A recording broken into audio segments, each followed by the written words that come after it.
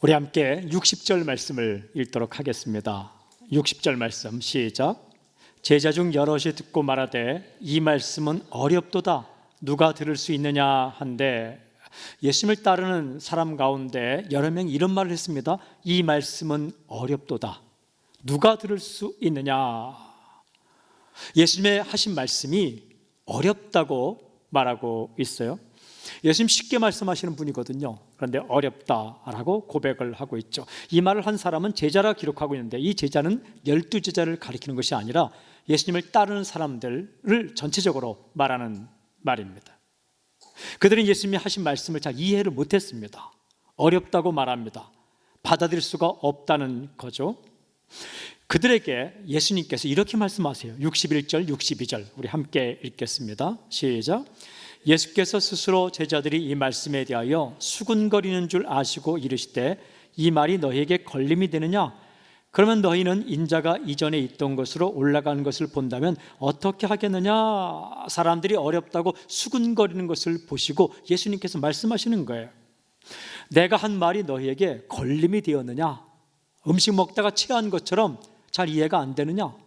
그렇다면 내가 있던 곳 천국으로 올라가는 것을 본다면 너희는 어떻게 하겠느냐? 그건 이해하겠느냐? 라고 말씀하시는 거죠. 이러시면서 아주 중요한 말씀을 하십니다. 63절 우리 함께 읽겠습니다. 63절 시작. 살리는 것은 영이니 육은 무익하니라.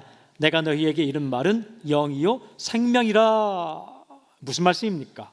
이런 말씀입니다. 사람을 진짜로 살리는 것은 육체적인 것이 아니다, 영적인 것이다 라는 말씀이에요. 무슨 말씀이냐? 너희가 얼마 전에 보리떡 5개와 물고기 2마리로 아주 배부르게 먹었지만 그 배부르게 먹은 음식이 너희 영혼을 살리는 것은 아니다, 영적인 것이 너희를 살린다라고 말씀하시면서, 내가 너희에게 주는 말은, 메시지는, 말씀은 육체적인 것에 대한 것이 아니고 영적인 문제이고 또한 영원한 생명에 대한 것이다. 무슨 말씀입니까? 사람들은 육체적인 문제로만 생각했어요. 먹는 것, 마시는 것. 근데 예수님은 지금 먹는 것, 마시는 걸 무시하는 것이 아니라 영원히 사는 문제에 대해서 이야기한다는 것입니다. 여러분, 우리 살아가요. 매일매일 무엇을 먹을까, 무엇을 마실까, 무엇을 입을까, 어디 갈까, 저기 갈까, 이쪽으로 갈까, 무엇을 탈까, 많은 고민하고 살지만 무엇을 타든지 무엇을 먹든지 무엇을 마시든지 무엇을 입든지 그것이 여러분의 영원한 생명에 관한 문제를 결정짓지 않는다는 겁니다. 예수님께서 하시는 말씀의 핵심으로 들어가면 어떻게 하면 영원히 살 수 있느냐, 어떻게 하면 이 영생을 얻을 수 있느냐, 이 문제를 이야기한다는 것이죠. 사람들은 온통 관심이 육체적인 것에만 있었습니다. 세상적인 것에만 있었어요. 근데 예수님은 천국 이야기하셨거든요. 이 영원한 생명을 얻는 문제에 대해 이야기했거든요. 그러니까 사람들의 관심과 예수님의 관심이 좀 다른 거예요. 사람들이 어렵게 느낀 거죠. 어렵게 생각된 거예요. 이 영적인 문제에 관심 있는 예수님의 말씀이 육신적인 문제에만 관심 있는 사람들에게는 먼 나라 이야기처럼 들렸다는 겁니다. 저는 여러분의 인생을 축복합니다. 예수님께서 말씀하신 천국 이야기, 또 마음의 이야기, 영원한 생명에 대한 이야기, 이런 이야기가 먼 나라 이야기처럼 들리지 않기를 주님 선포합니다. 내 얘기처럼 들려야 되는 거예요. 나의 이야기. 뚫고 들어가 보면 사람이요, 아무리 많은 음식을 먹어도 죽습니다. 그게 살리지 않아요. 아주 많은 음식을 먹는다 해서 그 영혼이 사는 게 아닙니다. 영혼은 말씀으로 사는 거예요. 영적인 양식으로 사는 겁니다. 그런데 이 당시에 사람들의 상태가 어땠는가? 사람들의 상태는 64절에 나와 있어요. 64절 우리 함께 읽을까요? 시작. 그러나 너희 중에 믿지 아니하는 자들이 있느니라 하시니, 이는 예수께서 믿지 아니하는 자들이 누구며 자기를 팔 자가 누구인지 처음부터 아심이로라. 사람들의 속에 믿지 않는 사람도 있었다. 이 사람들 길 가는 사람들 아닙니다. 예수님을 따라온 사람들입니다. 먼 곳까지 따라온 거예요. 근데 따라온 사람 가운데도 믿지 않는 사람이 있다. 더 나아가서는 예수님을 팔아넘길 자도 있다라고 주님께서 말씀하십니다. 이게 무슨 뜻입니까? 뭐 이해 못하고 잘 모르고 문제가 아니라 믿지 않는 사람이 섞여 있다라는 거예요. 예수님이 이걸 아셨을까요? 아셨습니다. 성경은 이렇게 기록합니다. 이는 예수께서 믿지 아니하는 자들이 누구며 자기를 팔 자가 누구인지 처음부터 아심이러라. 처음부터 아심이러라. 사람들이요 주님께 왔습니다. 그래 환호합니다. 당신이 우리를 먹여주셨습니다. 당신이 우리에게 먹을 걸 공급했습니다 라고 외칠 때에 예수님이 아셨다는 거예요. 아, 믿지 않는 사람들이 있구나. 저렇게 흥분하고 그리고 말하지만 이 사람들 가운데는 나를 받아들이지 않는 사람이 많이 있구나. 그리고 이 사람들 가운데는 나를 팔아먹을 자도 있구나 라는 것을 처음부터 아셨다라는 겁니다. 여러분, 이 정도 알면 그들 앞에서 웃을 수 없는 게 인간입니다. 나에 대해 박수치고 있지만 속마음으로 나를 신뢰하지 않는다는 걸 알기 시작하면 어떻게 그들 앞에 웃을 수 있겠습니까? 정 떨어집니다. 그리고 다시는 가르치기를 계속할 수 없게 되는데 예수님은 그럼에도 불구하고 계속 가르치고 계십니다. 그리고 무엇을 말씀하시는가 하면 영혼의 문제, 영생의 문제를 말씀하십니다. 저는 이 말씀을 묵상하다가 이렇게 적었습니다. 예수님 성격 참 좋으시다. 여러분, 예수님 성격 닮길 바랍니다. 성격이 참 좋으십니다. 다 알고 계시면서도 모여있는 사람들에게 생명의 길에 대해서 말씀하십니다. 관심이 다른 사람에게 중요한 것을 얘기한다는 것 쉽지 않습니다. 제가 대학교에서 체프를 담당했었는데 거기 들어오는 학생들의 관심은 학점입니다. 대학교 체프를 이수해야만 장학금도 받고 졸업을 하니까 어떻게든 출석을 해서 학점 받는 건데 저는 관심이 다르죠. 그들에게 어떻게든지 복음을 전해서 영원한 생명을 얻게 하는 것. 학생들의 관심과 저의 관심은 다르죠. 근데 그들에게 복음을 전하는 것 그렇게 말처럼 쉽지 않습니다. 왜냐하면 어떤 학생들은 들어오자마자 앞자리에서 좌우를 분별하지 않고 잠자기 시작합니다. 시작 전부터 아주 자리를 잡고 저는 그 불편한 의자에서 어떻게 그렇게 편안하게 잠을 자는지 이해가 갑니다. 근데 그들에게 복음의 메시지를 전하는 것, 예수님 마음이 그랬던 거예요. 근데 예수님 포기하지 않습니다. 다 아시면서도 생명의 문제에 대해서 말씀하십니다. 왜요? 중요한 문제이니까. 왜요? 진짜 중요한 문제이니까. 이게 사역입니다. 이게 사역의 핵심입니다. 이것이 바로 사역자의 올바른 태도입니다. 우리는요 조금만 사람들이 수군거려도 못 견뎌합니다. 그렇죠? 우리는 다른 사람들이 나의 말에 좀 시큰둥하고 무관심한 표정을 지으면 그때부터 막 정신을 못 차립니다. 싫어하는 눈치만 조금 보여도 견디지 못합니다. 자신을 떠나가려는 마음을 먹은 사람을 보면 그때부터 정상적인 관계를 맺지 못합니다. 내가 먼저 정을 떼야지 이런 마음으로 이상한 행동을 하기 시작합니다. 그러나 예수님은 그렇게 하지 않았습니다. 사람은요 자신을 좀 싫어하는 눈치, 자신을 받아들이지 않는 눈치를 보이면 그거 신경 쓰느라고 정작 마음 쓰고 돌보아야 할 대상에게는 소홀하게 할 때가 한두 번이 아닙니다. 예수님은 그렇게 하지 않았습니다. 예수님이 다 알고 계셨습니다. 믿지 않는 사람도 있구나. 그리고 나를 팔아먹을 사람도 있구나. 그리고 나를 거부하는 사람도 있구나 라고 아셨지만 그래도 할 일을 하십니다. 예수님 어떻게 하셨는가? 바로 뒤에 65절을 보십시오. 65절 우리 함께 시작. 또 이르시되 그러므로 전에 너희에게 말하기를 내 아버지께서 오게 하여 주지 아니하시면 누구든지 내게 올 수 없다 하였노라 하시니라. 예수님이 누구를 보시냐? 자기에게 나온 사람들, 자신을 믿을 사람들, 믿기를 원하는 사람들에게 관심을 갖기 시작했습니다. 여러분, 이때 인생에 힘이 생기는 거예요. 사람이 살다 보면 좋은 일도 있고 안 좋은 일도 있어요. 늘 내게 일어난 안 좋은 일만 묵상하는 사람은 늘 시무룩합니다. 좋은 일이 있는데도. 늘 자신을 싫어하는 사람들만 쳐다보는 사람은 늘 기운이 빠집니다. 자신을 좋아하는 사람이 있는데도. 인생은요, 먹구름 낀 날이 있기도 하고 햇살 아주 가득한 날이 있는 것처럼 그게 동시에 있어요. 어떤 문제는 먹구름, 어떤 문제는 햇살처럼 나를 환영해 주는 사람도 있고 나를 거부해 주는 사람도 있고 그래요. 근데 예수님은 누구를 보았는가? 자기에게 나온 사람들, 그리고 하나님 아버지께서 자신에게 보내준 사람들을 보기 시작했다. 그들에게 말씀을 전했습니다. 사랑을 베푸셨습니다. 마음을 쓰셨습니다. 믿고 따르는 사람들, 살아날 사람들, 말씀을 기다리는 사람들, 저는 선포합니다. 당신도 이런 사람들을 볼 수 있는 눈이 있기를 주님을 선포합니다. 이걸 볼 수 있어야 돼요. 예수님은 이해하지 못하고 받아들이지 않고 믿지 않으려는 사람들이 섞여 있더라도 그래도 자신이 해야 할 일을 꿋꿋하게 해나가십니다. 인생이요, 항상 섞여 있는 겁니다. 항상 섞여 있습니다.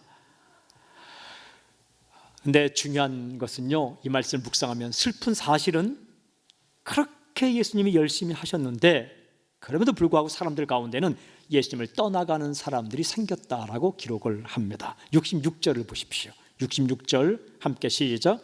그때부터 그의 제자 중에서 많은 사람이 떠나가고 다시 그와 함께 다니지 아니하더라. 제자라고 말할 수 있는 여러 사람들 가운데서 예수님을 떠나가는 사람들이 생겼다. 참 슬픈 기록입니다. 마음 아픈 기록입니다. 많은 사람들이 예수님을 떠나갔습니다. 얼마 전까지만 해도 떡을 먹으면서 환호성을 외치던 사람들이, 멀리까지 가버나움까지 따라왔던 사람들이, 바다 건너편까지 따라왔던 사람들이 하나둘씩 떠나기 시작했습니다. 다시는 예수님과 함께 다니지 아니했다라고 기록합니다. 그렇게 좋아라 하며 환호하며 따라왔던 사람들 중에 많은 사람들이 예수님을 떠났습니다. 그러고 보면요, 따라다닌다고 다 제자는 아닌 것 같아요. 환호한다고 다 제자는 아닙니다. 저는 이렇게 이 말씀을 묵상하는데 돌아서는 사람들의 뒷모습을 바라보면서 예수님의 마음은 얼마나 아프셨을까, 이런 생각이 참 많이 들었어요. 돌아서서 떠나가는 사람들의 모습을 보면서 우리 예수님의 마음은 얼마나 아프셨을까. 저는 결심했습니다. 예수님 마음 아프게 하지 말아야지. 그런데 질문이 생겼어요. 떡을 먹고 열광하고 따라왔던 사람들 가운데 왜 많은 사람들은 예수님을 떠나갔을까? 왜 그들은 떠났을까? 정말 예수님의 말씀이 하나도 이해가 안 됐을까? 물론 그런 사람도 있을 것입니다. 그런데요, 그것만은 아닐 거예요. 왜냐하면 사람의 심리가 이해하기 어려우면 더욱더 곁에서 이해될 때까지 알고 싶은 마음도 있거든요. 어려운 책 읽다가 잘 이해가 안 되면 포기하는 사람도 있지만, 어려운 책이 이해 안 되면 100번이고 1000번이고 읽어서 반드시 이해하리라, 이런 사람이 있거든요. 아마 그들이 떠난 이유는 머리로 이해가 안 되는 것 그 이상이었을 것이에요. 왜 그 사람들은 그럼 믿지 않았을까? 이렇게 받아들이지 않았을까? 믿는다는 건 받아들이는 거거든요. 왜 받아들이지 않았을까? 묵상하는 가운데 예수님의 앞의 말씀과 뒤의 말씀, 행동을 종합해 보면 그들의 관심은 예수님의 관심과 달랐기 때문입니다. 그들의 관심이 예수님의 관심과 달랐기 때문, 그들이 듣고 싶은 말과 예수님께서 해주고 싶은 말이 달랐기 때문입니다. 그들은 무슨 말을 듣고 싶었을까요? 먹는 문제에 대해서 듣고 싶었던 거예요. 며칠 전에 먹여줬거든요. 배고픈데 배부르게 먹여주셨거든요. 아니 아무것도 없는데 보리떡 5개 물고기 2마리로 남자 여자 아이 합쳐서 2만 명을 먹여주셨거든요. 근데 그들이 듣고 싶은 것은 어떻게 하면 배고프지 않고 평생토록 이 음식을 맛있게 배부르게 먹을 수 있는가, 이런 문제 해주기를 원했거든요. 그런데 예수님 그 기대하고 따라왔는데 예수님은 난데없이 먹는 문제를 넘어서서 생명의 떡 이야기를 하시거든요. 영원히 살아갈 문제에 대해 이야기하시거든요. 그러니까 그들이 듣고 싶은 이야기와 예수님이 해주고 싶은 이야기가 좀 달랐어요. 그들의 관심과 예수님의 관심이 달랐습니다. 먹는 떡이 아니라 생명의 떡 이야기를 하고 계셨습니다. 이 말씀을 잘 읽어보면 앞부분의 15절에 보면 그들은 예수님을 임금으로 삼으려고 했습니다. 언제? 배부르게 떡을 먹었을 때. 이분 따라가면 배고프진 않겠다. 그들의 관심은 먹는 떡이에요. 근데 예수님 도망가셨거든요. 왜 예수님이 도망가십니까? 예수님의 관심은 그게 아니었거든요. 물론 예수님은 우리의 먹는 문제, 입는 문제, 살아가는 문제에 대해서 관심이 참 많으세요. 공급해 주세요. 그러나 예수님의 궁극적인 관심은 여러분들이 이 땅에서 오래오래 사는 것이 아니라 한 번 죽지만 영원한 생명을 어떻게 얻을 수 있고, 당신의 죄를 어떻게 해결할 수 있고, 이 유한한 이 인생 가운데 어떻게 영원한 생명을 얻을 수 있을까? 이 문제가, 이 질문이 예수님께서 여러분에게 말해주고 싶은 그런 주제이거든요. 근데 사람들은 이렇게 생각했을 거예요. 이분에게서는 내가 원하는 답을 얻을 수 없겠다 라고 생각하고 떠나가기 시작했습니다. 여러분, 은혜가 뭔지 아십니까? 정말 은혜가 뭔지 아십니까? 나의 관심이 예수님의 관심과 같아지는 게 은혜입니다. 성숙이 뭔지 아십니까? 나의 관심과 예수님의 관심이 같아지는 겁니다. 성령님이 하시는 일이 무엇인지 아십니까? 나의 관심과 예수님의 관심을 같게 만들어주는 분이 성령님입니다. 저는 성령께서 여러분에게 오늘 역사하시길 주님을 선포합니다. 사탄의 목표가 뭔지 아십니까? 사탄이 검은 모자 쓰고 여러분 겁주고, 그렇게 나타나는 사탄은 무섭지도 않을 것 같아요. 정체를 드러내는 사탄이 뭐가 무섭겠습니까? 정체를 숨기고 유혹하는 사탄이 무서운 거죠. 사탄이 여러분을 공격하면 어떤 사건이 일어나는가? 당신의 관심과 예수님의 관심이 달라지기 시작하는 거예요. 그게 사탄의 역사예요. 이게 사람이요, 은혜가 떨어지면은 그렇게 중요하게 여겨지던 말씀, 그렇게 중요하게 여겨지던 예배, 그렇게 중요하게 여겨지던 이 예수님이 중요하게 여기던 것들이 시시하게 느껴지거든요. 그게 시험이에요. 그게 사탄이 하는 짓이에요, 그게. 그런데 성령님이 역사하시면 어떤 일이 나지 않습니까? 예수님의 관심이 나의 관심이 돼요. 전에는 별 볼일 없는 것처럼 했는데 그 예배 드리는 게 그렇게 소중하게 여겨지는 거예요. 그리고 기도하는 것이 그렇게 소중한 것이라는 걸 깨닫게 되고, 그리고 한 사람 한 사람의 영혼을 돌보는 것이 정말 중요하다는 걸 알게 되는 거예요. 천하의 돈을 다 모아도 한 영혼보다 귀하지 않다는 것이 가슴으로 느껴지는 거예요. 여러분, 그거 아십니까? 온 천하의 은과 금을 다 모아도 당신 한 사람과 주님이 바꾸지 않는다는 사실을. 왜? 한 사람의 영혼은 천하보다 귀하기 때문에. 그 예수님의 관심이 한 사람 한 사람에게 있는 거예요. 그게 소중하다는 게 막 깨달아지고 느껴지는 거, 그게 은혜예요. 그게 성령의 역사입니다. 근데 이 떠나가는 사람들 눈에는 예수님이 하시는 말씀, 영원히 사는 문제, 생명의 떡이라는 말씀, 죄를 해결하는 문제, 이것이 그리 중요하게 여겨지지 않았다는 겁니다. 그들에게 중요한 문제는 먹고 사는 문제. 여러분, 먼저 하나님의 나라와 하나님의 의를 구하면 먹고 사는 모든 문제를 주님께서 해결해 주신다고 말씀하셨습니다. 예수님은 우리의 먹고 사는 문제에 관심이 많으세요. 그러나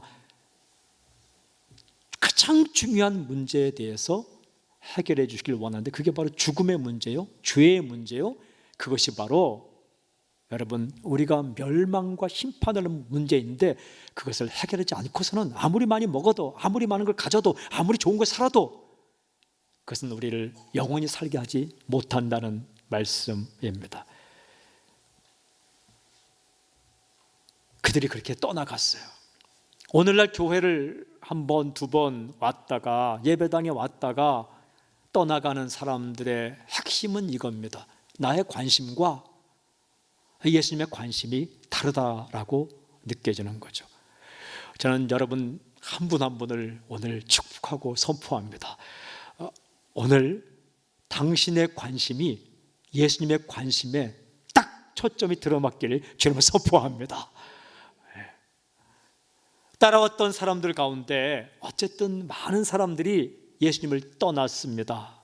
그들을 보면서 예수님이 너무 마음이 아팠습니다. 그래서 하시는 말씀이 67절에 이렇게 기록되어 있어요. 67절을 함께 읽겠습니다. 시작. 예수께서 12제자에게 이르시되 너희도 가려느냐? 저는 이 질문이 마음속 깊숙이 들어왔습니다. 너희도 가려느냐? 사람들이 한 명, 두 명 떠나니까 예수님께서 12명의 제자를 바라보셨습니다. 그리고 12제자에게 하신 말씀이에요. 너희도 가려느냐? 제가 이 질문 앞에 한참을 서 있었습니다. 예수님의 이 질문이 마음을 떠나지 않았어요. 막 귓전을 때렸습니다. 너희도 가려느냐?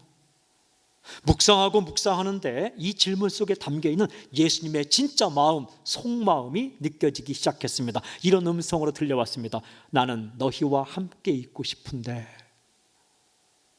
너 갈래? 말래? 이런 질문이 아니라 나는 너희와 함께 있고 싶은데, 이런 음성으로 제게 다가왔습니다. 예수님은요, 제자들과 함께 있고 싶으셨습니다. 예수님은 이 12제자들이 떠나지 않기를 원하셨습니다. 영어 성경이 느낌을 참 잘 살려서 번역했습니다. 이렇게 번역되어 있습니다. You do not want to leave to do you? 되어 있어요. 너희들마저도 나를 떠나기를 원하는 것은 아니지? 그렇지? 이렇게 번역이 되어 있습니다. 너희는 나를 안 떠나겠지? 그렇지? 내가 생각하는 게 맞지? 내가 오해하는 거 아니지? 너희들마저는 떠나지 않겠지? 그렇지? 라는 말씀입니다. 예수님께서 저를 향하여 하시는 말씀으로 들렸습니다. 예수님은 당신에게 오늘 이렇게 묻습니다. 너도 가려느냐? 이 질문 속에는 나는 너와 함께 있고 싶은데 너는 절대로 나를 떠나지 않겠지? 그렇지? 이런 말씀입니다. 매일매일 매순간 매순간 이 질문 앞에 우리가 서야 합니다. 여러분, 나는 내가 떠나지 않았으면 좋겠어. 너는 나를 떠나지 않겠지? 그렇지? 이 질문 앞에 서야 합니다. 거창한 순간만이 아니라 매일 매순간, 여러분, 우리가 매일 매순간 살아갈 때 크리스찬이라는 걸 숨기고 싶을 때가 얼마나 많습니까? 이게 예수님 믿는다는 사실을 드러내면 얼마나 불편한지 모를 때가 있습니다.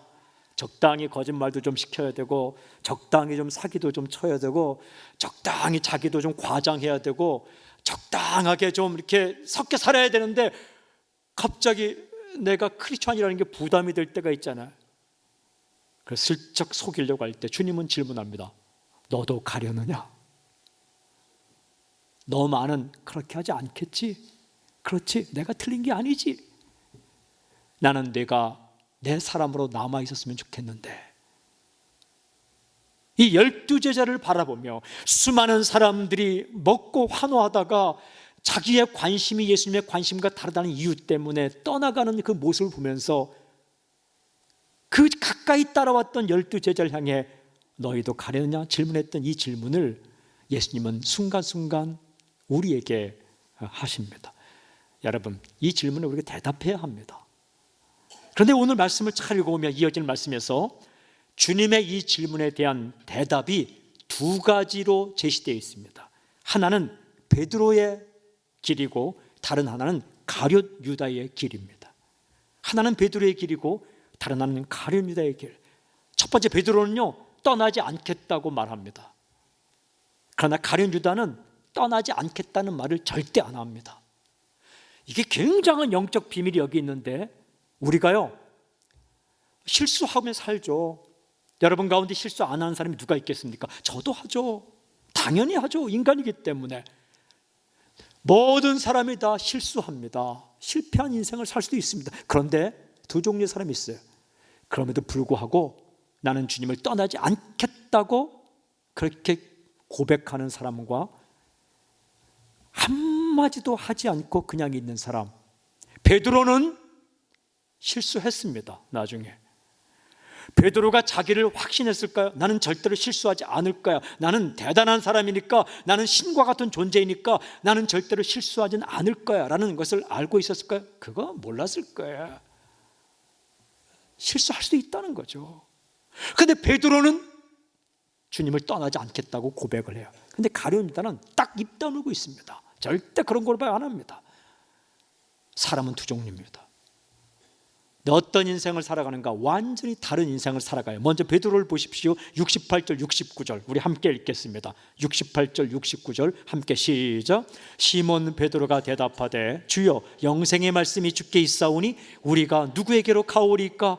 우리가 주는 하나님의 거룩하신 자이신 줄 믿고 알았사옵나이다. 저 베드로가 참 좋아졌어요. 전에는 좀 푼수스럽다라는 생각도 있었어요. 어디 결정적인 순간마다 이렇게 앞으로 튀어나와서 고백하다가 말리다가 욕먹다가 결정적인 순간마다 잠자고 졸고. 근데 오늘 이 말씀을 쭉 묵상하는데 베드로가 오히려 더 순수한 거예요. 베드로가 주님을 떠나지 않겠다고 말하면 이렇게 말하죠. 주여 영생의 말씀이 주께 있사오니 우리가 누구에게로 가오리까?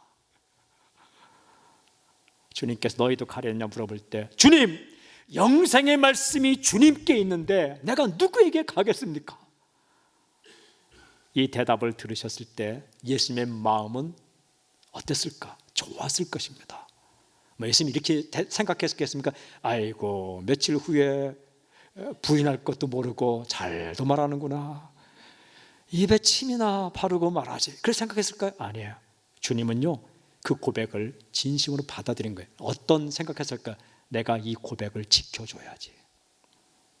이 베드로가 설령 실수하더라도 이 고백이 마지막에 이루어지도록 내가 다시 찾아가서 그를 만나주고 나를 따라오도록 만들어줘야지. 이런 생각하셨을 것 같아요. 베드로 실수했죠. 3번이나 부인하지 않습니까? 그런데 예수님께서 다시 따라가시죠. 베드로의 고백을 베드로가 지킨 게 아니라 예수님께서 지켜주십니다. 베드로가 했던 고백을 베드로는 잊어먹을지라도 예수님이 기억하시고 그 베드로의 고백이 진짜 고백이 되도록 예수님께서 끝까지 따라붙어서 지켜주십니다. 우리가요 기도하는 것 이게 대단한 겁니다. 그리고 여러분들이 막 흥분해서 결단할 때가 있죠. 주님 나를 드리겠습니다. 그 당신은 잊어먹을지라도 주님께서 기억하시고 반드시 당신을 선교지로 보낼 줄로 믿습니다. 이게 인생이더라고요. 이 선포와 고백이 그렇게 중요한 것입니다. 그리고 여러분이 불평했던 고백들은 사탄이 기억을 해요. 그걸 갖고 사람을 공격해요. 근데 우리가 헌신하고 고백했던 것. 베드로는요 자기가 떠나지 않는 이유를 말합니다. 이렇게 말하죠. 우리가 주는 하나님의 거룩하신 자이신 줄 믿고 알았사옵나이다. 믿고 알았습니다. 무슨 말입니까? 내가 믿었습니다.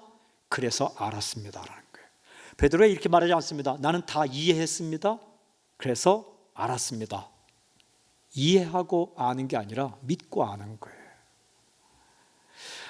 이게요 사람이 참 그래요. 여러분 그 아파트를 이렇게 한번 계약하고자 하면은 보는 게 있죠. 모델하우스를 보죠. 이렇게 그죠? 모델하우스를 보는데 모델하우스에 가보면 무엇이 있습니까? 아, 방은 이렇게 생겼구나. 거실은 이렇게 생겼네. 그리고 욕실은 이렇게 생겼네. 현관은 이렇게 생겼네. 이 창문은 이런 걸 썼네. 다 보죠. 다 살펴보죠. 이해가 다 되죠. understanding 이해가 다 됐죠. 그리고 쑥 나왔다. 아무것도 아니에요. 이해를 다 했다고 해서 계약을 하는 거 아닙니다. 근데 어떤 사람은 이런 사람 있죠. 한번 바쁘게 막 쑥 들어갔다가 좋네 하고 계약합시다. 나와서 물어보면 거기 욕실이 몇 개야? 1개인가 2개인가? 그거요 걱정 없어요. 다음에 다시 들어가 보면 1개인지 2개인지 아는 거죠. 그 마루에는 거실에는 뭐가 깔려 있어? 장판이 깔려 있어? 마루가 깔려 있어? 아니면 마루가 두꺼운 게 깔려 있어? 넓은 게 깔려 있어? 좁은 게 깔려 있어? 글쎄 거실을 보긴 봤는데 뭐가 깔린지 모르겠어. 그런데도 계약하는 사람이 있어요. 계약한 사람 집이 되는 거예요. 그게 이해한 사람의 집이 되는 게 아니라 계약한 사람의 집이 되는 거예요. 도장 찍는 사람 도장 띄는 게 믿음이에요. 이해하는 거는 이해하는 거예요. 그런데 놀라운 사실은요, 다 이해한 것 같아도 계약하지 않으면 못 본 게 많아요. 다 본 게 아니에요. 그런데 몇 가지만 봤는데 계약한 사람은요, 들어가 살다 보면 다 이해가 돼요. 그게 나중에 예수님과의 관계가 그런 거예요. 여러분, 예수님을 우리가 다 어떻게 알고 믿겠습니까?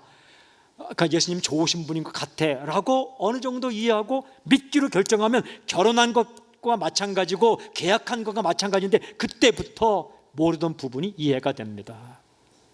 어떤 사람에 대한 정보를 알 때가 있어요. 몇 년도에 태어났어, 그리고 생일은 언제야, 키는 얼마야, 몸무게는 얼마야. 몸무게 알기가 참 굉장히 힘들어요. 몸무게는 알기 힘들어요. 그리고 어떨 때는 태어난 연도도 정확하게 알기 힘들어요. 이렇게 대충 말하기 때문에 사람들이. 그런데 그걸 다 알고 나서 사귀었어요. 그러면 다 안 겁니까? 천만의 말씀이에요.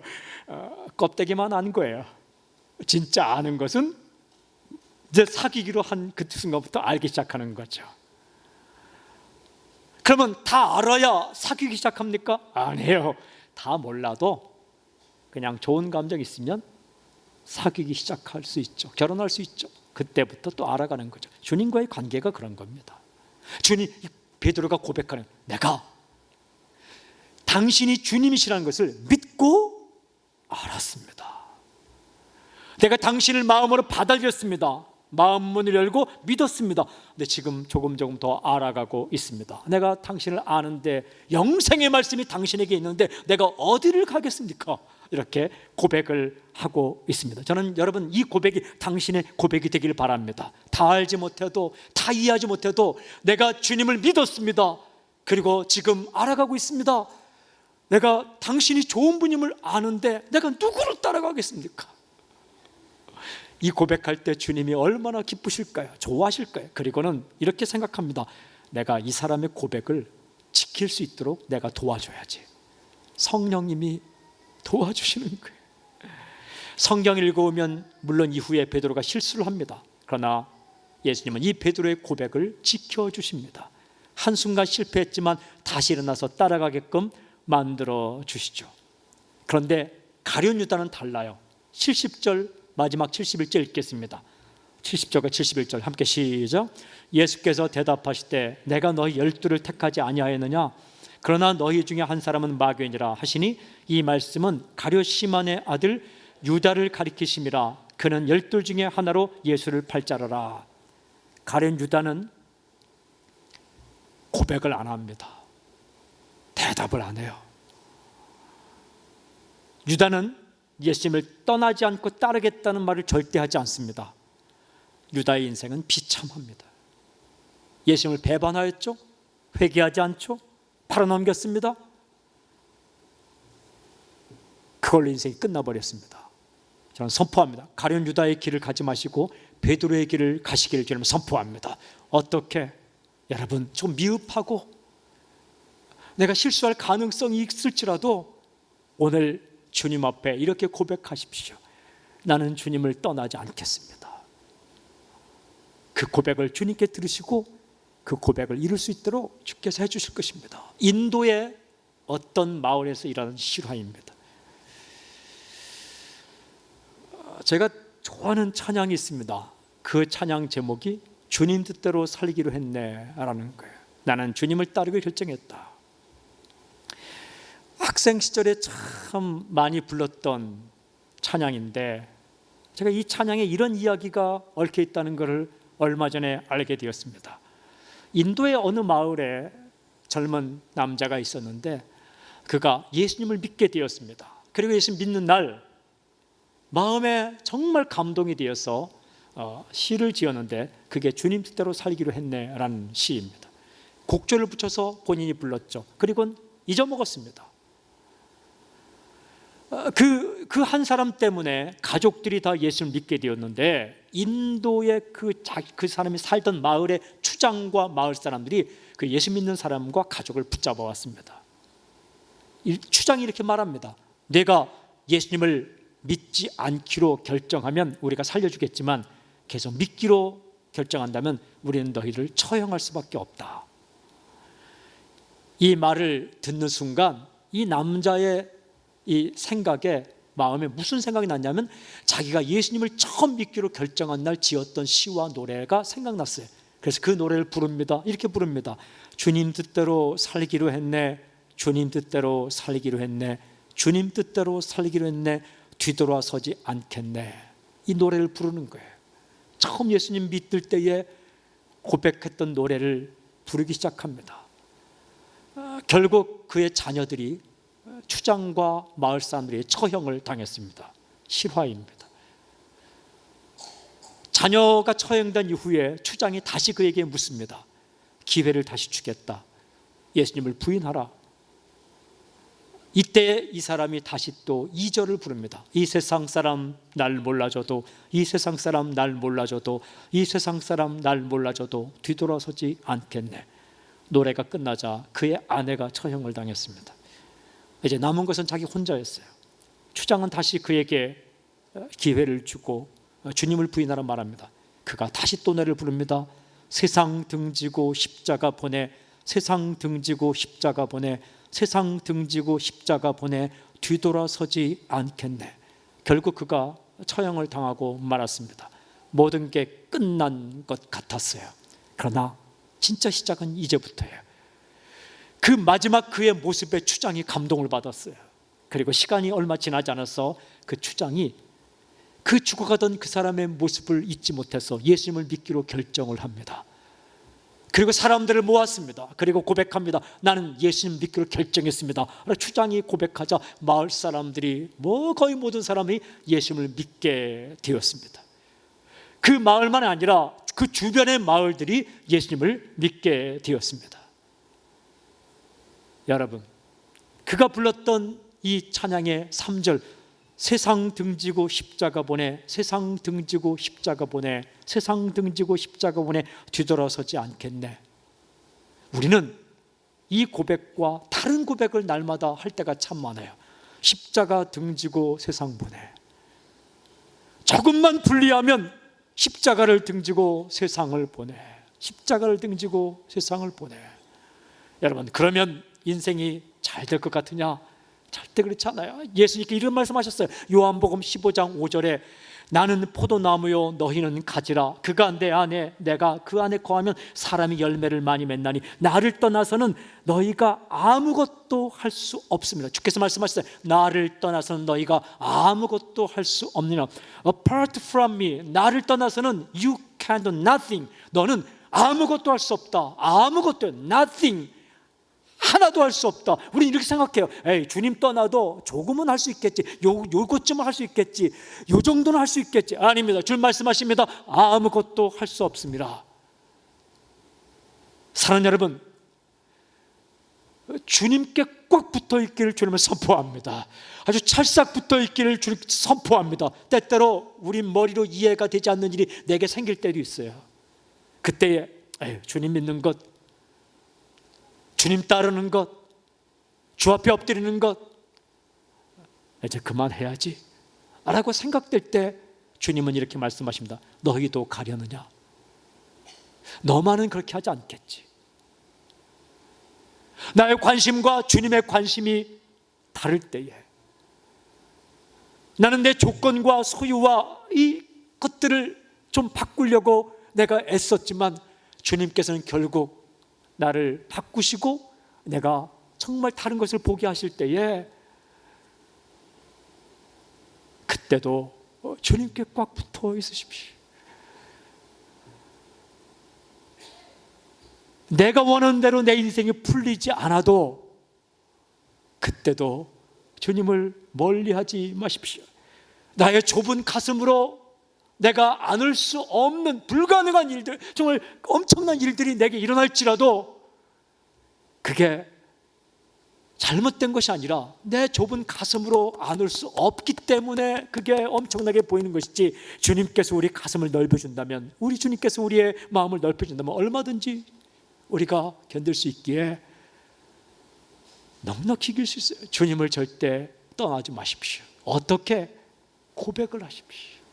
입 다물고 나는 어차피 실패할 건데, 어차피 언젠가 한번 주님을 떠나기도 할 건데, 내가 한순간도 떠나지 않는 게 아니라 가끔가다 떠날 텐데 라고 생각하면 입 다물고 있죠. 그러면 가룟 유다의 길을 가는 겁니다. 입 다물고 있지 말고, 내가 불완전하지만 내가 실수할 수 있지만, 그러나 주님, 내가 주님을 떠나지 않겠습니다. 영생의 말씀이 당신께 있는데 내가 어떻게 주님을 떠나겠습니까? 나는 주님을 따르겠습니다. 뒤돌아서지 않겠습니다. 내가 주님을 따르기로 결정했습니다 라고 고백할 때에 주님께서 그 고백을 듣고 기억하고 그 고백대로 살 수 있게끔 주님이 역사하십니다. 우리의 의지로 사는 것 아닙니다. 결국은 우리의 고백과 결단을 지키는 것은 내 인생이 아니라, 내 능력이 아니라 주님께서 지켜주신 것입니다. 그러므로 우리가 베드로처럼 주 앞에 영생의 말씀이 주님께 있는데 내가 어디로 가겠습니까? 나는 주님을 따르겠습니다 라고 오늘 고백하고 나아갈 때에 우리의 매일매일 삶 속에서 주님을 떠나지 않고 주님을 따라 승리하게 되는 놀라운 사건, 위대한 사건, 당신 인생 가운데 정말로 소중한 사건이 일어날 줄로 믿습니다. 여러분, 날마다 이 질문 앞에 서십시오. 너도 가려느냐? 주의 마음을 깨달으십시오. 나는 너와 함께 있고 싶은데. 주님의 질문의 핵심을 아십시오. 너만큼은 나를 떠나지 않겠지. 그렇지? 이 질문 앞에 결단하십시오. 주님, 저는 주님을 따르겠습니다. 매일 매순간 주님께서 기뻐하시는 길을 선택하겠습니다. 주님의 말씀을 선택하겠습니다. 그렇게 살겠습니다라고 입술로 고백하십시오. 그 고백과 결단을 내 능력이 사라질 때에, 내 의지가 꺾일 때에도 주께서 기억하시고 그것을, 그 길을 갈 수 있게끔 주님께 역사하실 것입니다. 주님 다시 오시는 그날까지 주님을 따라 주님 안에서 열매를 풍성히 맺는 인생을 살아가는 당신이 되길 주님을 선포합니다.